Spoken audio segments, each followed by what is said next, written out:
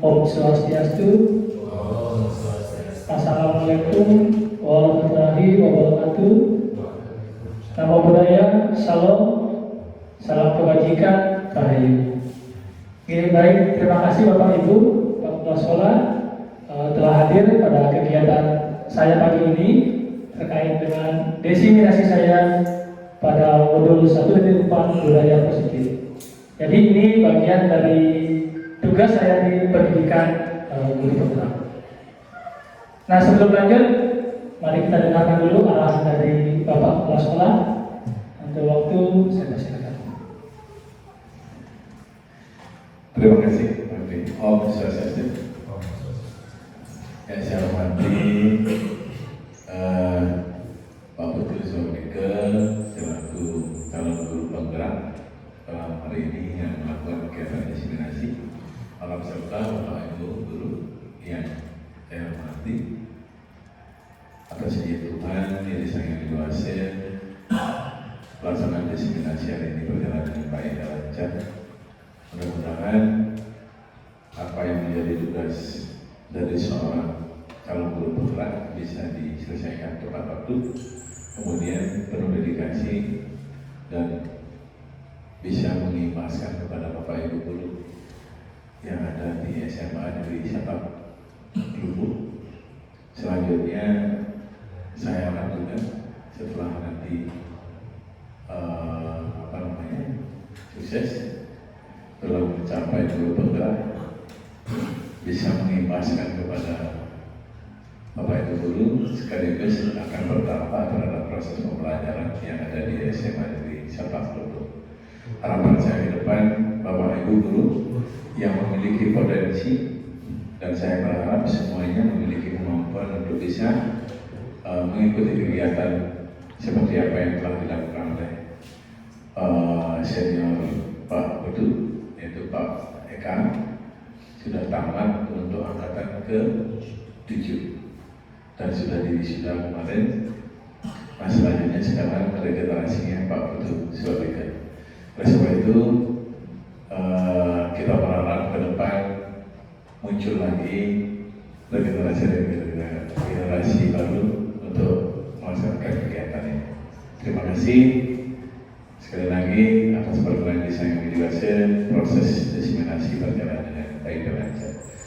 Om Santi Santi Santi Om.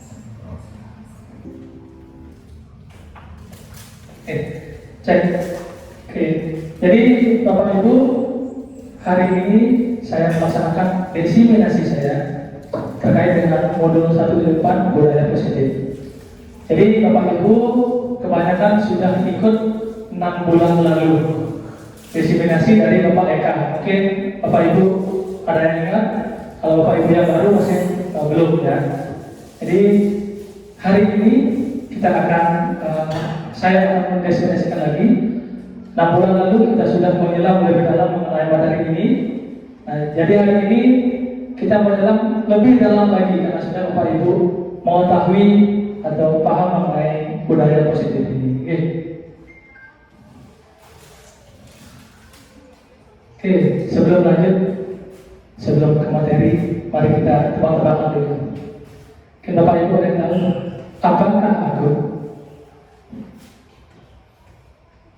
Dari gambar yang ada, yang ini, kira-kira gambar apa, Bapak Ibu? Bunga. Yang lain? Pak Kapten, biasanya Pak Kapten punya di kecamatan ini biasanya. Ya, itu seperti gambar kulit ya. Gambar kulit. Oke. Next. Clue kedua. Sudah mulai terbuka. Ayo. Kalau tadi Pak Kapten bilang bunga, Pak Kapten bilang kulit. Sekarang sudah terlihat. Apa namanya? Bunga mawar. Pak Kapten berubah lagi. Oke, clue ketiga lagi. Nah, sudah terlihat kan? Tadi bilang kulit sudah benar sebenarnya ya. Kulit. Rebu ada? Berarti menurut Bu Ningsih ini ayam. Oke, kita lihat jawabannya.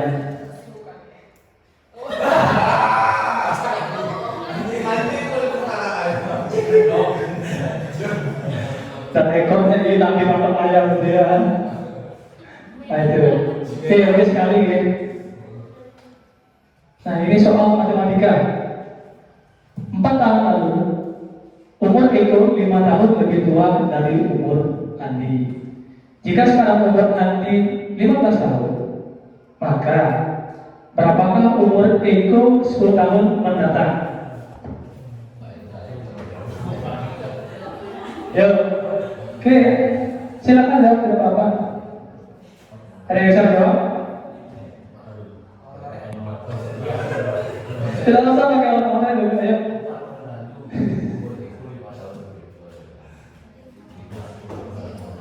Oke, 10 tahun lagi umur Eko berapa?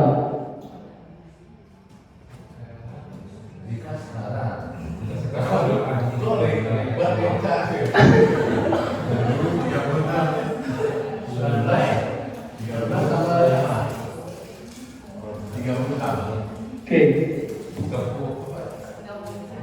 Bapak ulang dari 30 tahun yang lain? 25. Oke, kita lihat jawabannya. Tidak tahu. Pasal umur siapa yang tahu? Bisa dicabut umurnya nanti kita nggak tahu. Jadi itu itu ya. Pasal umur kita tahu ya. Oke, jadi jangan terlalu serius gitu ya, terbiasa gitu.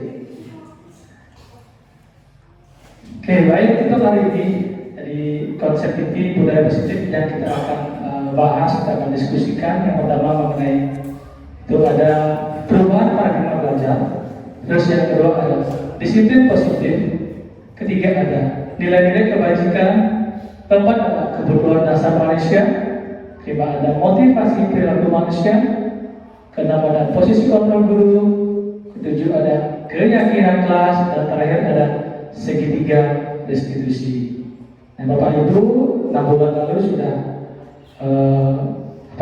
kita belajar ini waktu diseminasi mereka. Sekarang kita menjelang lebih dalam lagi ya.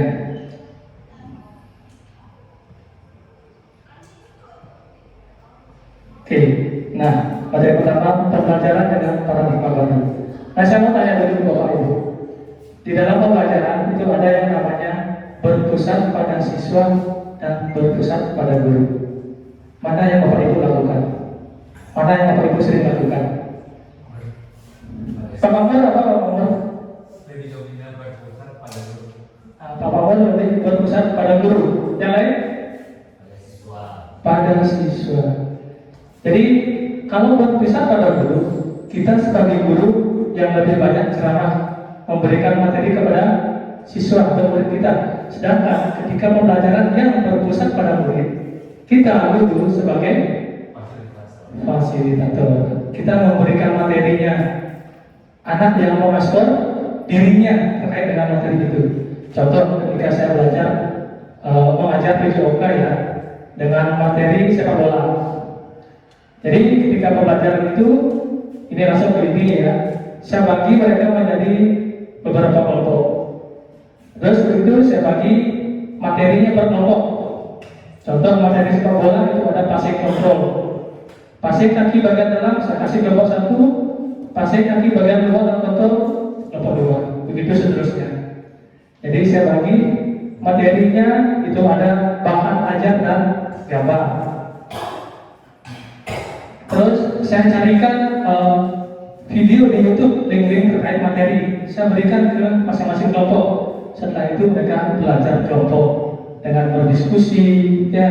Jadi berikutnya setelah diskusi ada mereka melakukan praktek eksplorasi dirinya sendiri di kelompok itu. Nah setelah itu baru kita sebagai guru melihat di kelompok itu masing-masing bagaimana jalannya diskusinya, prakteknya. Jika ada yang kurang tepat kita refleksikan, perbaiki. Nah begitu kalau di saya di pelajaran PJOK. Jadi siswa yang lebih aktif ya. Nah pembelajaran paradigma baru yaitu pembelajaran merupakan dirancang berdasarkan prinsip pembelajaran berdiferensiasi, sehingga peserta didik belajar sesuai kebutuhan. Nah kita sebagai guru harus tahu kebutuhan murid. Ya, jadi kita tidak boleh menyamaratakan kebutuhan murid. Murid A, murid B, kebutuhan belajarnya pasti beda. Maka dari itu perlu kita melaksanakan yang namanya asesmen diagnostik yang diajarkan oleh pakar kurikulum kemarin. Ya, jadi itu tujuannya untuk mengetahui kebutuhan belajar murid. Nah, untuk apa? Untuk terwujudnya profil pelajar Pancasila. Kita sedang tidak asing dengan yang namanya P3 ini, karena kita sudah menerapkan 1 tahun kurikulum merdeka ya. Profil pelajar Pancasila ada 6 dimensi. Bapak Ibu bisa lihat di sini. Yang pertama, beriman dan bertakwa kepada Tuhan Yang Maha Esa dan berakhlak mulia. Ini dimensi iman dan takwa serta berakhlak mulia. Kedua, ada kebinekaan global. Ini terkait dengan kebudayaan. Ya, apalagi budaya Indonesia itu banyak, sangat kaya sekali. Terus ketiga ada gotong royong. Nah, gotong royong di sini bukan hanya gotong royong untuk bersih-bersih lingkungan, tidak. Bisa dengan kolaborasi, bisa dengan kerjasama antara guru dengan guru, kerjasama murid dengan guru. Kita ada dimensi berikutnya adalah mandiri, ya. Terus ada juga dengan bernalar kritis, dan terakhir itu ada kreatif. Nah, ini yang kita ingin wujudkan dalam pembelajaran dengan paradigma baru dengan prinsip berdiferensiasi. Nah, oke, kita lanjut sekarang terkait dengan miskonsepsi tentang teori kontrol. Jadi, nah, kita sebagai guru merasa bisa mengontrol murid kita, ya. Padahal itu hanya ilusi. Kenapa? Nah, ketika kita contoh saja ya, ketika kita ingin murid berbuat salah, ya, kita ingin dia berperilaku baik. Di saat pada kita mungkin dia mau berperilaku baik. Contoh saja ketika anak mengeluarkan baju saudara satu, ketika kita tegur mungkin dia mau memasukkan bajunya. Ketika kita tidak ada di kelas, di luar, mereka tidak lihat kita, bajunya masih sama keluar kan? Nah itu hanya ilusi. Guru bisa mengontrol murid. Ya. Terus yang berikutnya adalah ilusi bahwa semua penguatan positif itu efektif dan bermanfaat. Jadi belum tentu dengan penguatan positif. Ya, positif dalam penguatan positif ini adalah entah memberikan imbalan, bujukan, rayuan. Ya, lama-kelamaan anak itu akan tergantung dengan kita. Melakukan satu hal itu dia ingin mendapatkan imbalan dari kita. Ketika kita tidak berikan imbalan, pujian, dia tidak mau melakukan itu. Jadi tidak selamanya penguatan positif itu efektif dan bermanfaat. Nah, berikutnya ada mengenai ilusi bahwa kritik dan membuat bersalah mampu membuatkan karakter. Nah, selama ini kita juga menerapkan ini, mengkritik siswa kita, membuat dia merasa bersalah agar mau dia berubah. Padahal ketika kita mengkritik dan membuat mereka merasa bersalah, 1, 2, 3 itu pasti mentalnya down. Dia merasa terpuruk. Apalagi yang anak yang agak baperan dikitnya. Jadi ketika kita kritik, dia langsung yoyo. Itu. Mungkin kalau 1, 2, 3 anaknya mentalnya bagus, kita memberikan kritik, membuat dia merasa bersalah, mungkin timbul motivasi dalam dirinya. Oh iya benar, saya harus seperti itu, saya harus berubah diri. Mungkin mau. Jadi 1, 2, 3 pasti yang anak baperan tidak akan bisa, malah menjadi membuat identitas gagal pada itu ya. Oke, terakhir, ilusi bahwa orang dewasa berhak memaksa. Nah, kita sebagai guru merasa berhak bertanggung jawab kepada siswa kita. Makanya kita kadang-kala memaksa murid kita untuk melakukan sesuatu. Ya, kadang-kadang anak itu mau, tapi ketika mereka sadar, mereka tidak akan mau dipaksa lagi. Ya, kenapa? Karena yang bisa mengontrol diri kita, ya hanya kita, bukan orang lain. Ya. Jadi kalau tidak mau ya tidak. Nah, bagaimana cara biar anak itu mau menumbuhkan motivasi intrinsik, motivasi dalam diri siswa. Jadi, nah, jadi sekarang mari kita mengubah paradigma stimulus respon ke pendekatan teori kontrol. Ya, nah di dalam stimulus respon itu melihat realitas atau kebutuhan kita sama. Stimulus responnya ya. Nah, tapi dalam teori kontrol melihat realitas dan kebutuhan kita berbeda. Ya, kebutuhan setiap anak, setiap guru pasti berbeda, tidak sama. Ya, kita lihat di teori kontrol. Di stimulus respon berikutnya, semua orang melihat hal yang sama, menyatakan seperti itu di stimulus respon. Nah, sedangkan di teori kontrol, setiap orang memiliki gambaran yang berbeda. Jadi terkait dengan kebutuhan sudah berbeda, pasti memiliki gambaran yang berbeda. Ya, oke, berikutnya kita coba mengubah agar anak orang berpandangan sama dengan kita. Itu dalam stimulus respon. Kita mengajak orang pun biar sama pandangan dengan kita. Tapi di teori kontrol itu adalah kita berusaha memahami orang tersebut terkait pandangannya. Ya, kita yang menyesuaikan diri, bukan orang lain menyesuaikan dengan kita. Oke, berikutnya, perilaku buruk dilihat sebagai suatu kesalahan. Nah, di dalam stimulus respon, ketika siswa melakukan sesuatu yang buruk, itu sudah dicap dengan suatu kesalahan. Tetapi di dalam namanya teori kontrol, semua perilaku memiliki tujuan, memiliki yang namanya motivasi. Jadi kita sebagai guru, ketika anak didik kita salah, kita harus tahu tujuannya apa sih, motivasinya apa. Itu yang kita gali, bukan langsung kita menjudge anak itu. Ya. Oke, berikutnya, orang lain bisa mengontrol saya. Itu kalau di stimulus respon, karena ada stimulusnya kan. Nah, kalau di teori kontrol, hanya Anda yang bisa mengontrol diri Anda. Orang lain tidak bisa. Itu kalau dalam teori kontrol. Berikutnya, pemaksaan pada Anda pada saat rujukan gagal. Nah, kalau di stimulus respon, ketika anak tidak mau berubah, ketika melakukan sesuatu yang buruk, kita bujuk tidak mau, kita paksa biar mau berubah. Nah, itu kalau di stimulus respon. Sedangkan di teori kontrol, kolaborasi dan konsensus menciptakan pilihan-pilihan baru. Jadi kita melakukan kolaborasi, ya, menghasilkan kesepakatan, keputusan. Konsensus di sini maksudnya adalah kesepakatan bersama antara murid dan guru, sehingga ada pilihan-pilihan untuk menyelesaikan masalah itu. Nah, yang terakhir itu di stimulus respon, model berpikir menang kalah.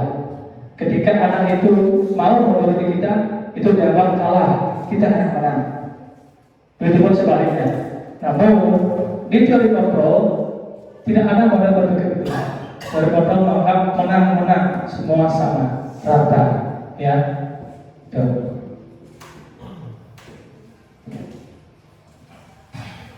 Nah, sekarang kita lanjut ke mengenai disiplin positif. Oke. Jadi disiplin berasal dari kata disiplina. Mungkin Bapak Ibu masih ingat 6 bulan yang lalu dari pemaparan Pak Eka. Jadi disiplina yang artinya belajar. Sini belajar maksudnya ya. Nah, kalau dalam budaya kita, disiplin itu terkait dengan kegiatan seseorang untuk menahankan orang lain agar patuh. Patuh dengan apa? Patuh dengan peraturan. Contoh anak didik kita, biar mau mereka patuh, kita buatkan aturan tata tertib biar hadir 7.30 di sekolah. Nah, disiplin sebenarnya mengacu pada disiplin diri yang memiliki arti tanggung jawab. Ya, disiplin diri mengenai dengan tanggung jawab terhadap apa yang dilakukan berdasarkan nilai-nilai kebajikan. Ya, jadi disiplin mengacu pada diri kita sendiri yang memiliki arti tanggung jawab terkait dengan nilai-nilai kebajikan yang kita percaya. Apa itu nilai kebajikan? Sebentar kita bahas. Nah, disiplin positif merupakan salah satu cara penerapan disiplin yang bertujuan untuk menemukan kesadaran serta memperdayakan peserta didik tanpa imbalan, penghargaan atau reward, ancaman atau hukuman. Nah, jadi disiplin positif itu merupakan bertujuan untuk menemukan kesadaran, ya, menemukan kesadaran dalam diri peserta didik. Jadi dia sadar melakukan itu dalam dirinya, bukan karena melakukan itu terkait dengan dapat imbalan, dapat penghargaan, atau takut akan dihukum. Ya. Contoh ketika anak didik mau datang ke sekolah 7.30, bagaimana kita menemukan motivasinya dia datang dengan sendiri tanpa kalau saya datang 7.31 saya takut dihukum gitu. Jadi kita bagaimana menemukan motivasi dalam dirinya. Okay. Nah, berikutnya sebagai pendidik, tujuan kita adalah menciptakan murid yang memiliki disiplin diri sehingga mereka berperilaku mengacu pada nilai-nilai kebajikan universal dan memiliki motivasi intrinsik dalam perubahan perilaku ke arah yang lebih baik. Nah, ini Bapak Ibu. Jadi tugas kita ini, seperti tadi apa saya bilang, kita menemukan motivasi intrinsik dalam siswa. Ya, jadi ketika dia sudah menemukan motivasi intrinsik dalam diri dan mengacu pada nilai-nilai kebajikan, jadi kita harapkan siswa itu berperilaku sesuai dengan apa yang kita harapkan. Nah, tadi ada nilai-nilai kebajikan. Nah, sekarang apa itu nilai-nilai kebajikan? Jadi, nilai kebajikan adalah nilai yang disepakati bersama, ya, lepas dari suku, bangsa, agama, bahasa maupun latar belakangnya. Ini yang disebut dengan nilai-nilai kebajikan. Nah, contoh nilai kebajikan instansi atau organisasi. Yang pertama ada di Profil Pelajar Pancasila, itu ada beriman dan bertakwa kepada Tuhan Yang Maha Esa dan berakhlak mulia. Terus ada berkebinekaan global, ada gotong royong, mandiri, kreatif, dan bernalar kritis. Nah, ini sudah termasuk ya nilai-nilai kebajikan. Itu sudah ada di dalam P3 Profil Pelajar Pancasila-nya. Nah, bagaimana sekarang kita menemukan nilai kebajikan ini kepada siswa kita, ya? Oke, yang berikutnya itu dari IDO Primary Year Program. Nah, nilai kebajikannya itu ada toleransi, ya, rasa hormat, integritas, mandiri, menghargai, empati, antusias, rasa keingintahuan, kreativitas, kerjasama, percaya diri, dan terakhir adalah komitmen. Itu yang dimaksud dengan nilai kebajikan. Nanti keterampilan hidup atau life skill, nilai kebajikannya itu adalah dapat dipercaya, lurus hati, pendengar yang aktif, tidak merendahkan orang lain, memberikan yang terbaik dari diri. Nah, itu nilai kebajikan.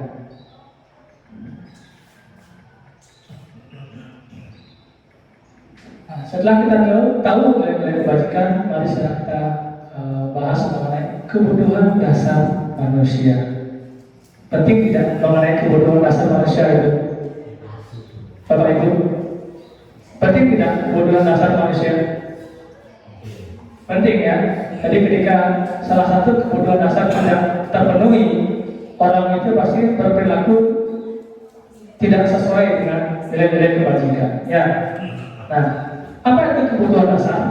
Kebutuhan dasar adalah segala sesuatu yang kita lakukan untuk mendapat apa yang kita inginkan.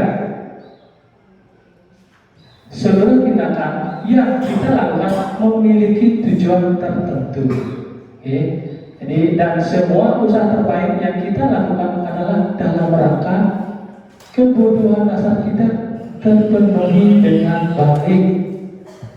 Ya, Jadi segala tindakan kita itu memiliki tujuan, bukan ujuk-ujuk tanpa sebab. Ya, tujuannya, motivasinya adalah di salah satu kebutuhan dasar manusia. Nah, apa saja kebutuhan dasar kita? Oke, sekarang. Nah, kebutuhan dasar kita ada 5. Ya, yang pertama bertahan hidup, survival, ya. Oke, itu terkait dengan namanya makanan, terus ada pakaian, tempat tinggal, keamanan, kesehatan. Ya, jadi ketika Bapak Ibu melihat dalam kelas contoh, ada satu siswa ketika pembelajaran dia tidur, loyo, lemas, jangan dulu kita marahi. Kita cari tahu dulu kebutuhan dasar yang mana yang belum terpenuhi dari anak itu.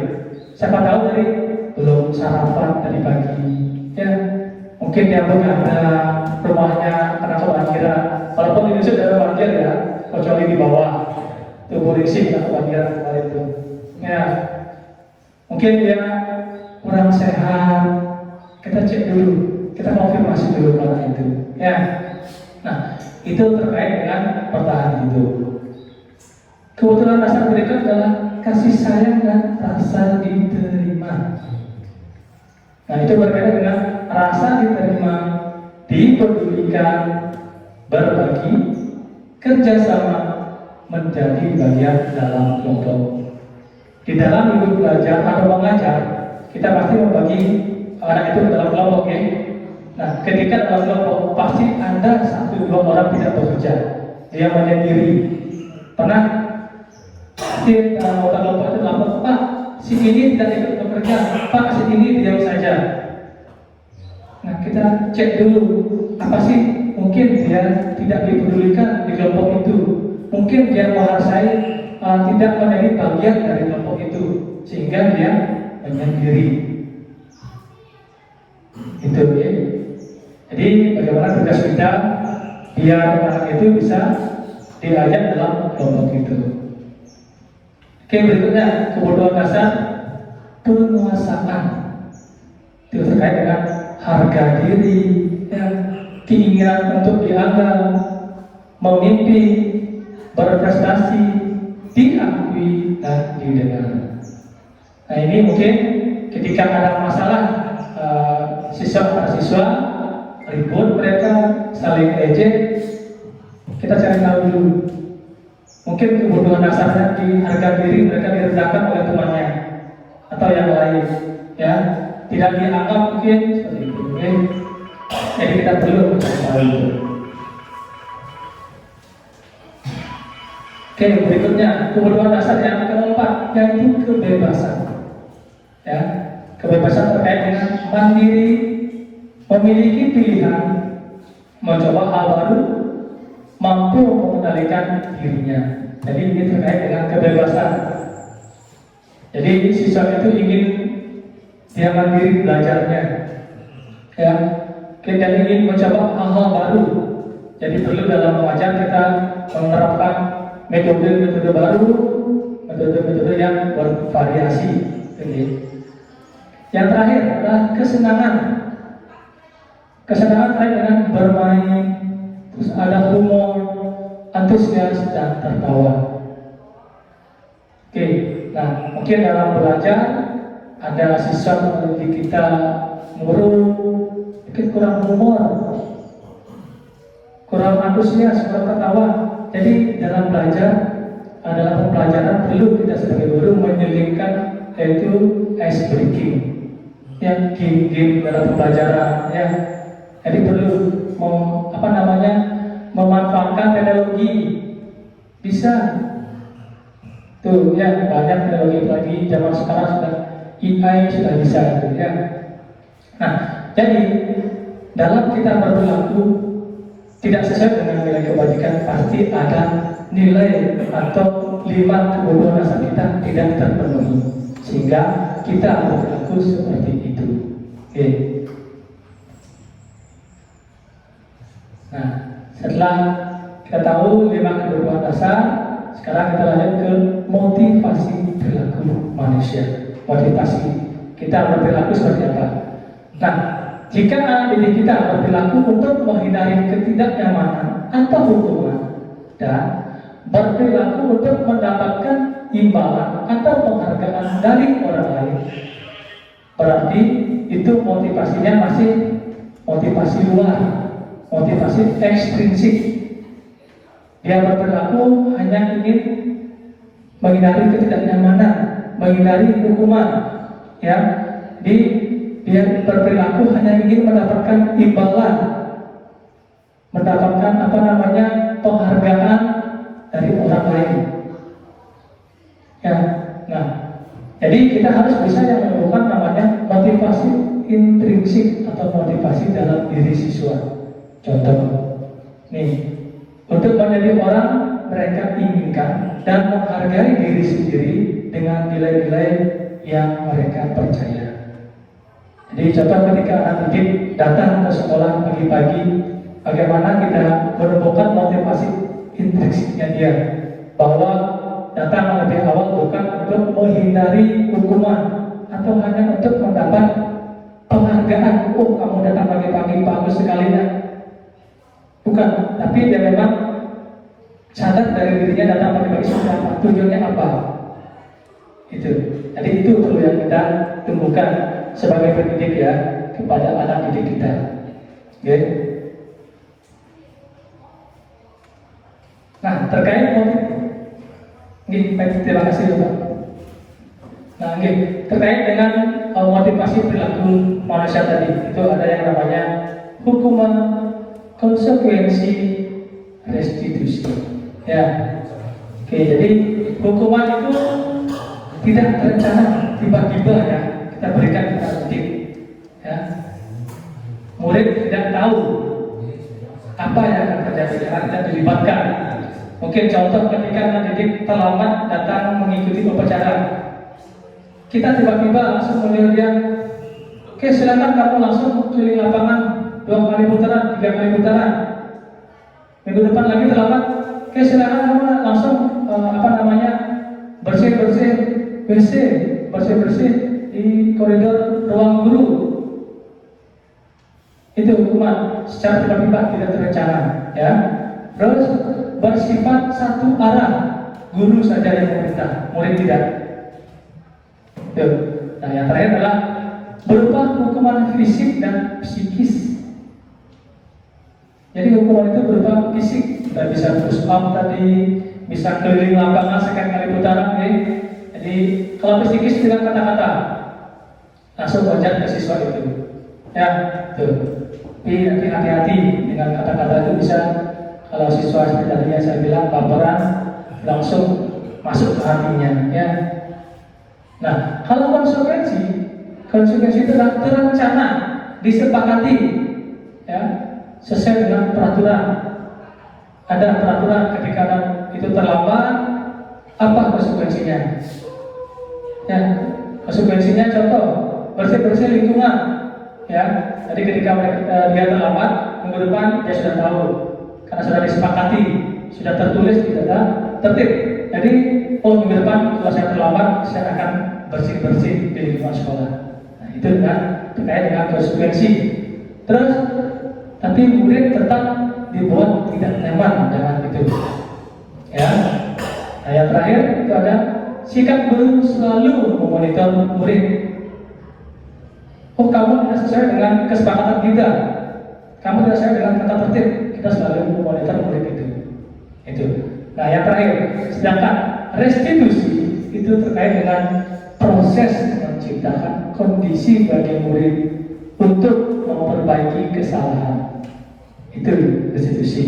Terus proses kolaboratif yang mengajarkan murid untuk mencari solusi. Ini, ya. Jadi restitusi itu kita bagaimana mengajak siswa berkolaborasi, mencari solusi permasalahannya itu, ya. Bukan untuk restitusi itu bukan untuk murid menebus kesalahannya, bukan. Tapi bagaimana dia belajar dari kesalahannya sendiri. Itu yang disebut dengan restitusi.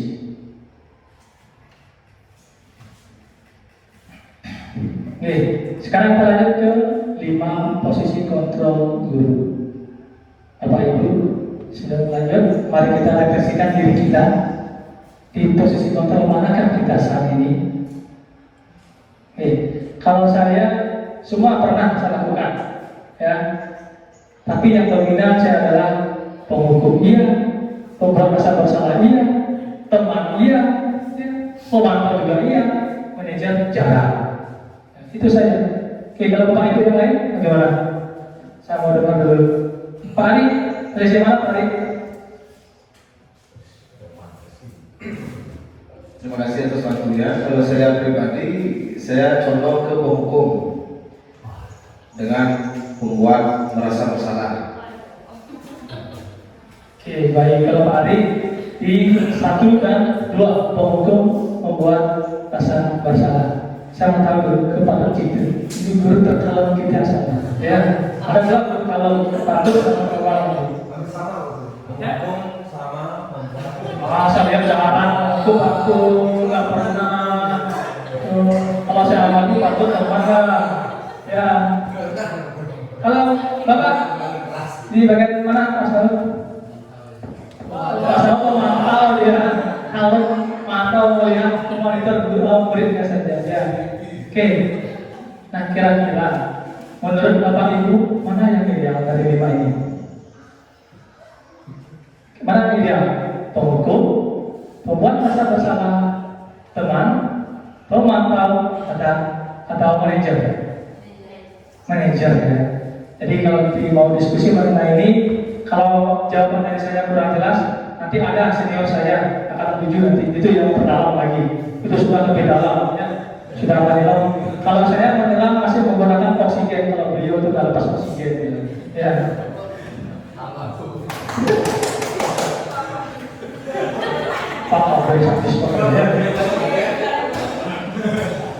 Oke, nah sekarang mari kita bahas mengenai 5 posisi kontrol. Kita langsung ke kasusnya sama ya. Oke, jadi kasusnya adalah siswa tidak memakai atribut lengkap saat upacara bendera ya. Jadi sebagai penghukum kata-katanya adalah hormat pada bendera selama 1 jam ya, itu sudah penghukum ya. Terus pembuat rasa bersalah itu apa kata-katanya? Berapa kali Bapak Ibu harus memberitahu kamu selalu mengucapkan Bapak. Jadi itu langsung menusuk ke siswa, pelatih siswa ya. Kalau siswa itu bisa tunjukkan dengan itu, iya dia tumbuh motivasi intrinsiknya dia. Tapi kalau siswa tadi siswa baperan ya, malah galau penolong ya, malah merenung identitasnya gagal. Tuh.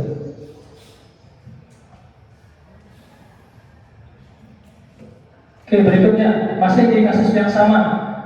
Nah, dalam posisi teman, kata-katanya, ayo dong ikuti aturan sekolah, tolong bantu bapak atau ibu ya sekali ini saja. Ya sudah, tidak apa-apa. Lain kali jangan sampai berbuat seperti itu lagi ya. Nah, ini kata-kata yang diucapkan ketika posisi sebagai teman. Nih, nah, sebagai pemantau. Jadi pemantau itu menekankan pada konsekuensi ya. Jadi, kamu sadar, kamu sudah melanggar peraturan sekolah. Kamu tahu konsekuensinya? Ya. Terus setelah upacara, kamu beli atribut ke koperasi dan jangan diulangi lagi. Nah, konsekuensinya ketika anak didik itu tidak membawa atau memakai atribut lengkap, disuruh membeli ke koperasi. Mungkin ini adalah yang telah disepakati ya. Jadi kalau kita di sini tidak ada koperasi, beli di mana di pasar langsung ke hari ini. Ya. Nah itu terkait dengan pemantau. Oke, yang terakhir posisi manajer masih di kasus yang sama. Nah, kata-kata yaitu apakah kamu tahu kesalahanmu? Ya. Kira-kira bagaimana kamu memperbaiki kesalahanmu? Jadi di posisi manajer ini kita mengajak siswa mengobrol untuk menemukan solusi dari permasalahannya itu. Oke, kita menanyakan apa alasannya dia berbuat seperti itu. Nah, jadi memang benar posisi ideal kita sebagai guru adalah posisi manajer ya.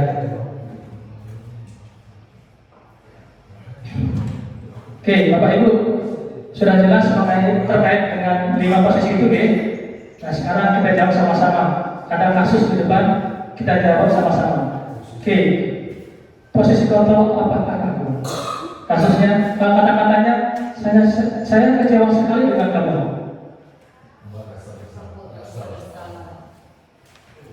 Ayo, pembuat merasa bersalah. Oke, benar. Oke ya, lanjut.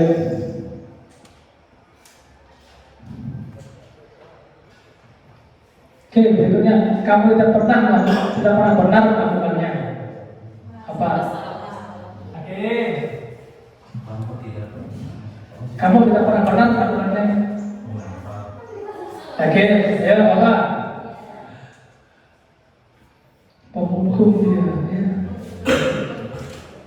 Ya, kalau tidak pernah benar, kita hukum dia, itu biasanya. Ya. Oke, apa rencanamu untuk menyelesaikan masalah ini? Oke, bagus, ini manajer ya. Jadi mencari solusi dari anak itu. Ya. Ini sudah ya, lanjut.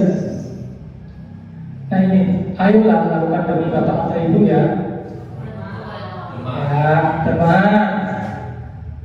Ya, benar teman ya. Oke, terakhir, kamu tidak pernah mendapat nilai jika tidak mengerjakan tugas.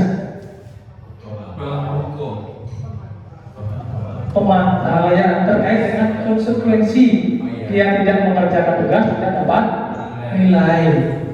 Tuh ya, tuh ya. Oke, saya rasa Bapak Ibu sudah yakin, sudah paham mengenai itu ya, posisi kontrol.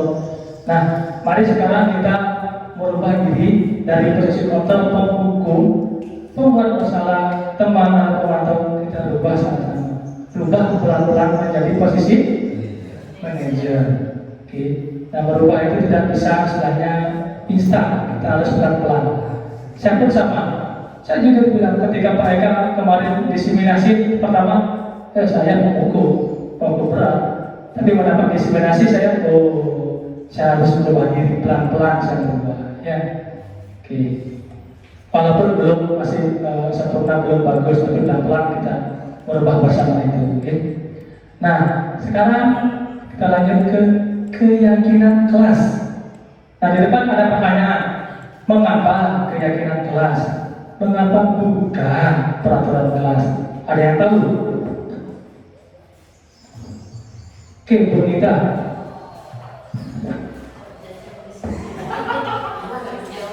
Baik, terima kasih atas kesempatannya. Di sini saya mencoba menjawab perbedaan antara keyakinan kelas dan peraturan kelas. Kalau peraturan kelas itu biasanya sumbernya itu dari guru ya, jadi poin-poin apa yang menjadi aturan kelas itu sumbernya dari guru. Jadi siswa itu dari sekian poin jadi mereka mangut aja gitu ya, ikut aja, mau terima nggak terima pokoknya harus terima karena itu adalah peraturan saya gitu. Kalau misalkan keyakinan kelas itu kita sepakati bersama, jadi anak-anak maunya kegiatan belajar kita bagaimana. Kalau misalkan ada yang tidak sesuai nanti ketika proses pembelajaran itu sebaiknya kita bagaimana. Jadi ada kesepakatan.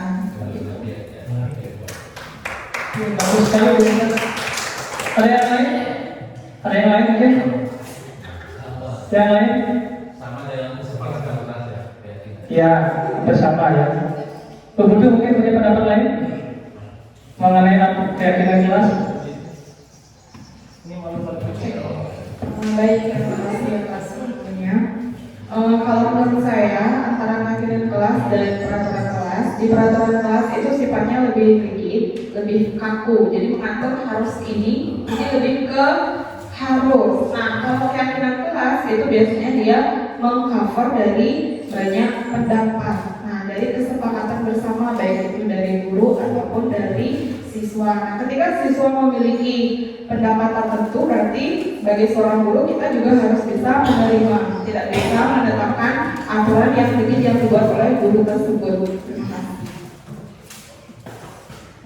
Oke, bagus sekali, betul. Nah, untuk menjawab itu sekarang mari kita melihat. Nah, ada pertanyaan romantik. Ketika kita mengendarai motor di Denpasar, jangan diusir ya, di Denpasar, kita menggunakan helm. Apa tujuannya? Mengikuti norma yang berlaku. Oke, Pak Mahmud, untuk mengikuti norma atau takut ditilang polisi, kan begitu Pak Mahmud. Kalau ini tadi apa? Melindungi kepala. Kalau melindungi kepala terkait dengan apa? Keselamatan. Itu. Kalau untuk norma itu adalah terkait dengan motivasi eksternal. Itu takut dengan hukuman, takut dengan sanksi, ada intervensi gitu. Itu terkait dengan peraturan misalkan, apa bukan peraturan. Mengapa keyakinan? Tadi ketika kita menggunakan helm, kita yakin akan keselamatan kita. Kan begitu, kita meyakini itu, maka kita menggunakan helm dengan sadarnya, bukan dengan takut saya di dalam polisi. Jadi itu, kita meyakini hal baik itu. Jadi namanya keyakinan kelas. Nah, terus berikutnya kasus contoh ketika kemarin zaman COVID kita menggunakan masker.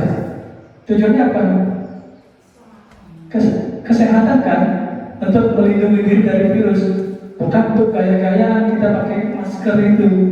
Walaupun ada 1, 2, 3 kan begitu. Tapi tujuan utamanya untuk kesehatan karena kita meyakini itu. Nah itu maka dinamakan dengan keyakinan kelas. Mengapa bukan terkait dengan peraturan kelas? Ya.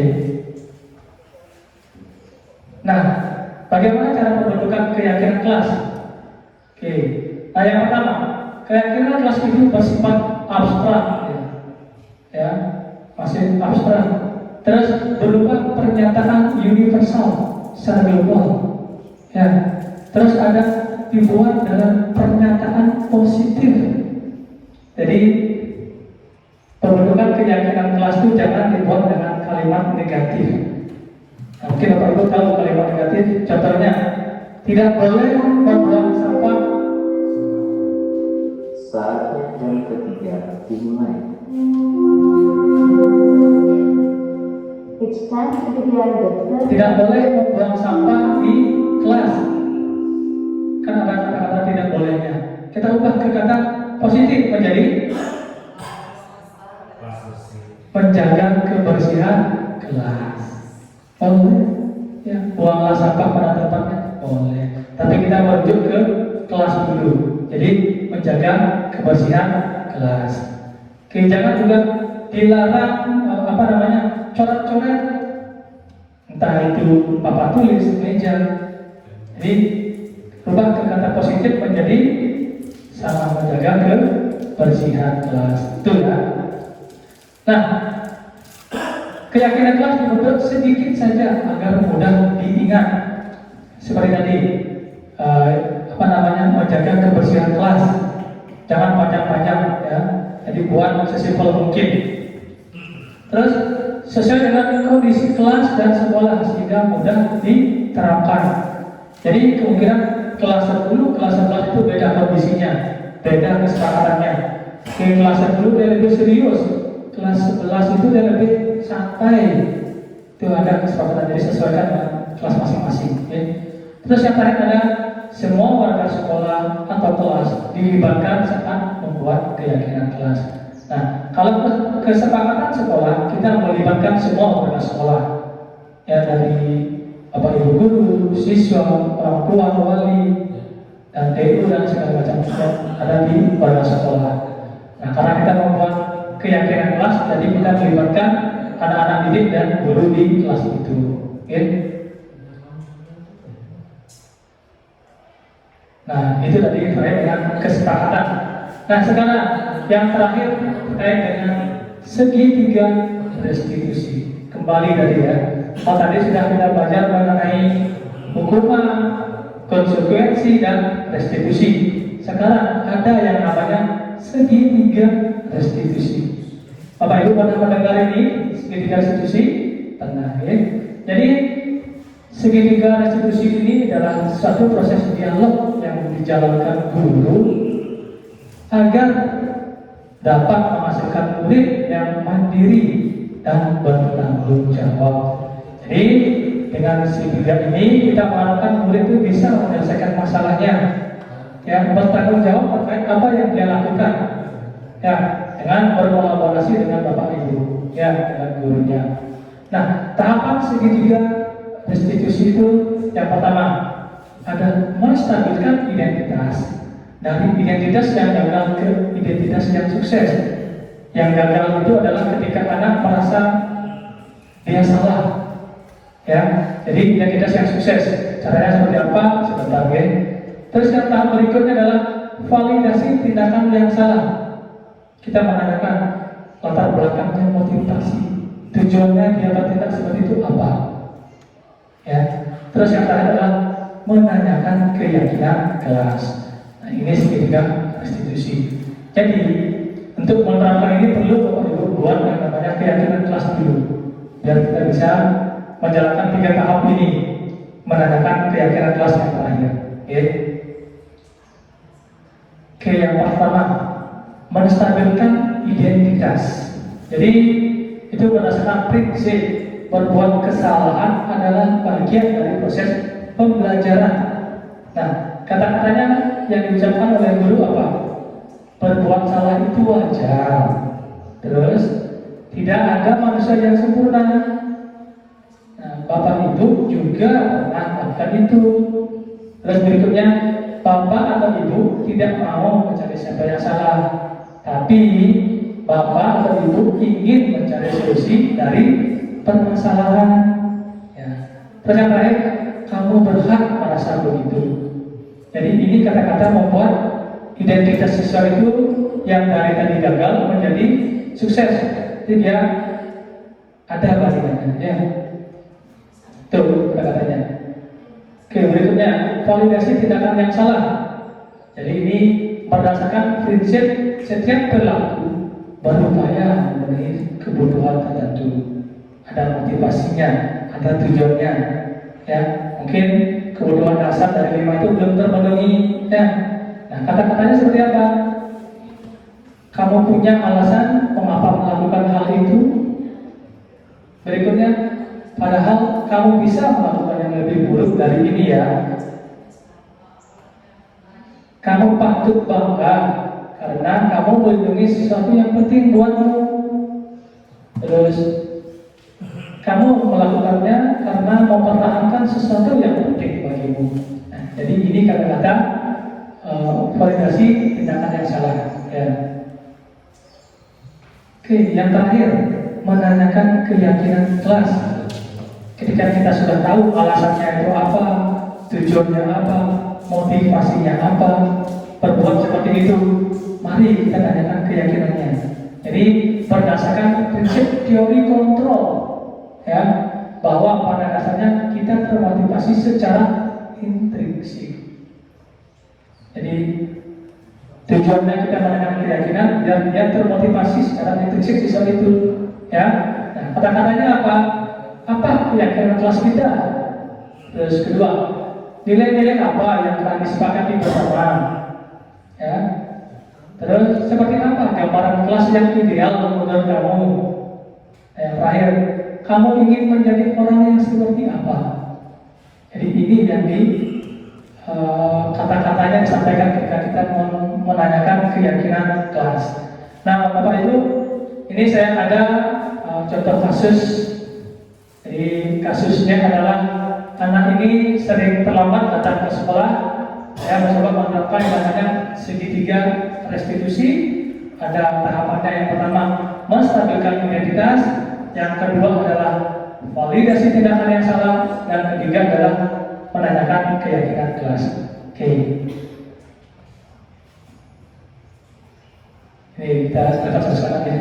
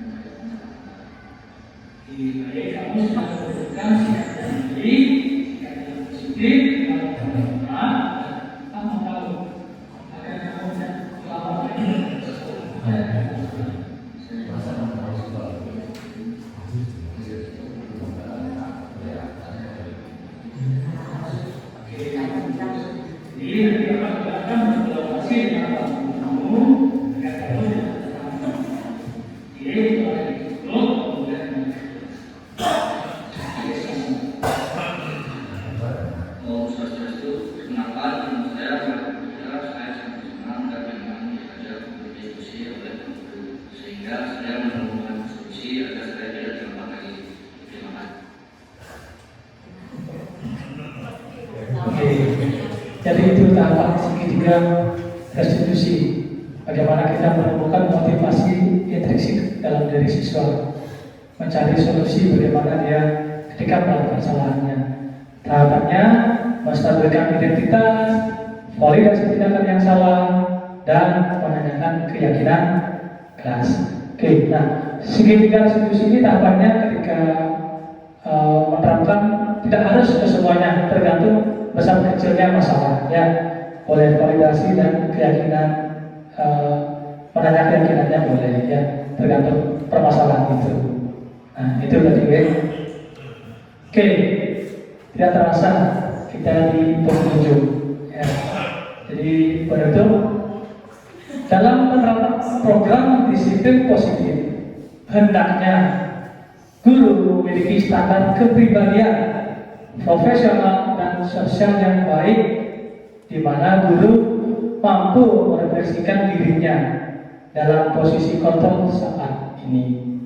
Oke. Bagaimana perjalanan dirinya sebagai among atau manajer yang menuntun murid-muridnya menjadi insan yang mandiri, merdeka, dan bertanggung jawab sesuai dengan standar nasional pendidikan kita. Ya, sesuai dengan apa yang diharapkan oleh Bapak Pendidikan kita, Pak Ki Hajar Dewantara. Bagaimana kita menuntun murid kita, ya, pendidikan bersifatnya menuntun, ya guru sifatnya menuntun, jadi menuntun siswa sesuai dengan kodrat alam dan kodrat zamannya. Kita diibaratkan sebagai petani, ya. Jadi petani itu bagaimana kita merawat padi kita, tumbuhan kita, dari kita menanamnya sampai tinggi sampai berbuah itu, diibaratkan seperti itu ya. Nah mungkin itu saja yang dapat saya sampaikan untuk hari ini. Apabila dari Bapak Ibu ada yang tidak jelas, ada yang ingin ditanyakan, mari kita diskusi mengenai budaya positif ini. Jika nanti pertanyaan dari saya kurang dari Bapak Ibu, nanti bisa ditambahkan oleh Bapak Ibu yang lain. Oke. Sekian dari saya, terima kasih.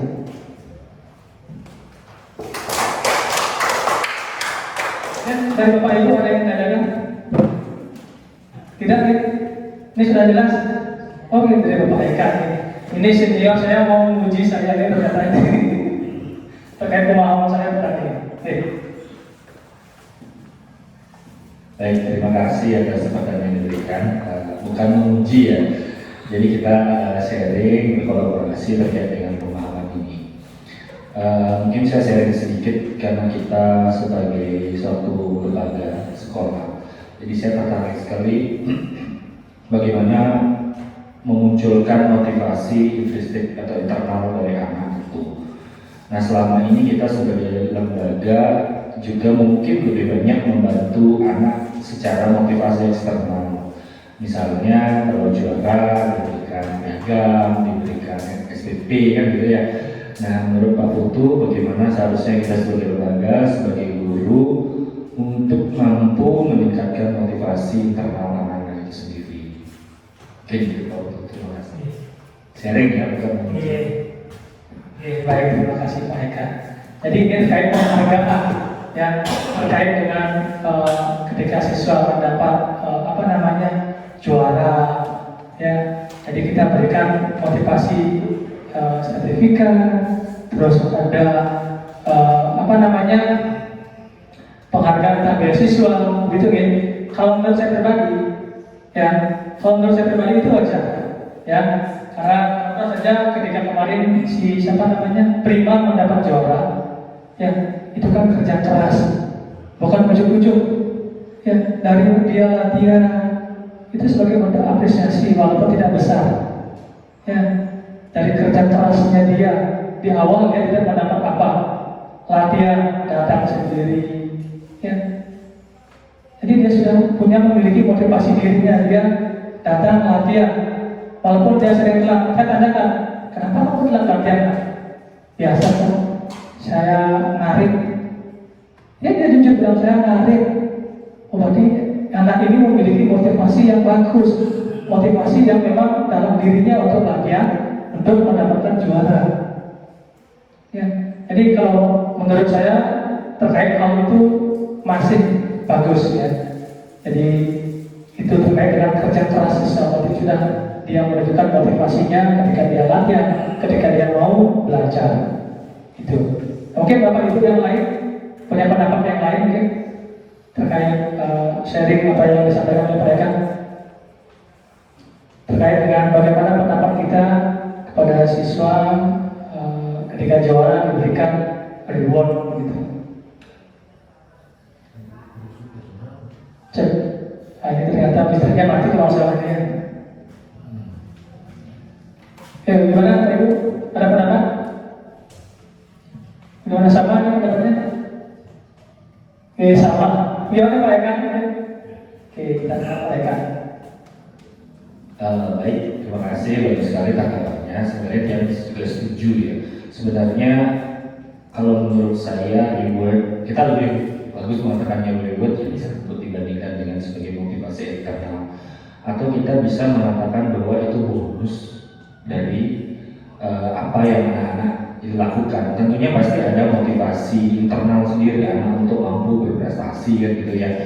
Nah, sehingga apapun hasilnya nanti mendapatkan sesuatu atau itulah bonus. Oke, itu pendapat saya. Saya sepakat dengan pendapat apapun. Terima kasih. Oke, baik, terima kasih Pak Eka. Mungkin itu reward yang berlebihan itu yang tidak baik, ya. Itu. Ada yang lain? Sharing mungkin apa mengenai budaya positif? Apa itu?